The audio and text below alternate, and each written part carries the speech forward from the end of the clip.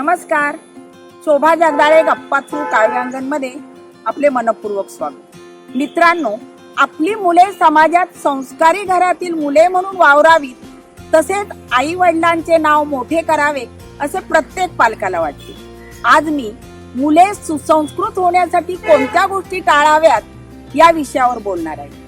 मित्रांनो, भविष्य काळात येणारी वर्षे नवीन नवीन संकल्पनांची आहेत. पुरोगामी विचार, पूर्व पुण्याई, भूतकाळातील घडलेल्या घटना यावर विचार करण्याचे दिवस आता संपले. आपलाच हात जगन्नाथ अशा एकनाथांचे उद्याचे जग असेल. विकासाची घोडदौड, तंत्रज्ञानाची गती यापुढे आपली गती गोगलगाई सारखी झाली आहे. इंटरनेट, संगणक, मोबाईलमुळे गतकाळातील सीमारेषा पुसट होऊन कामगार वर्गांचे दुर्बलीकरण होत चालले आहे. पैसा हे सर्वस्व असे मानणाऱ्या लोकांना हा कृत्रिम कांचन मृग फसवणार तर नाही ना.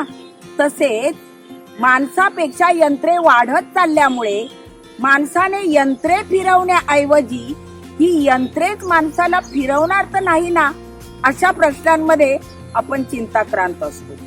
येणाऱ्या काळात अडकित्यात सापडलेल्या सुपारीप्रमाणे आपल्या मुलांवर वेळ येऊ नये म्हणून त्यांना संस्कारित करून काटकसरी व स्वावलंबी बनवणे हे पालकांचे आद्य कर्तव्य आहे. आपली मुले पोपटासारखी हवीत की गरुडासारखी उंच झेप घेणारी हवीत हे पालकांनी ठरवायला हवे. घरात संस्कारित विषयाची किंवा गांधीजींसारख्या नेत्यांची चर्चा नसतेच, ती असते हिरो हिरोईनची, टीव्हीवरील सिरियलची. घरातील जेवणाऐवजी पिझ्झा, बर्गर, पेप्सी याला आपली पसंती असते. म्हणून मुलांना शिस्त लावताना पालकांनी सुद्धा आत्मनिरीक्षण केले पाहिजे, कारण मोठ्यांच्या कृतीतूनच लहान मुले अनुकरण करतात. मुलांनी 5 मागितले तर 50 दिले जातात. या लाडाची परिपूर्ती करताना त्यांना नाही या शब्दाची आपण जाणीवच करून देत नाही. त्यामुळे ती कधी कधी आक्रमक होतात. मुलांची हसा, खेळा, गरजेपुरतेच लाड करा, पण त्यांच्या संस्कार रुजवा, कारण मुले तुमचीच आहेत व तुम्ही मुलांचे आधारस्तंभ आहात. लहानपणापासून मुलांना पळू लागल्यावर त्यांनी मागितलेली वस्तू हातात न देता त्यांना स्वावलंबनाची सवय लावा. स्वतःची छोटी छोटी कामे करणे, पुस्तकांचा पसारा आवरणे, ताटातील सर्व अन्नपदार्थ खाणे, मोबाईल, टीव्हीचा अतिवापर न करणे, मैदानी खेळ खेळणे, शिक्षकांचा व घरातील व्यक्तींचा आदर करणे या गोष्टींनी त्यांना संस्कारित करा. कारण संस्कार म्हणजे शिस्तीचा पाया.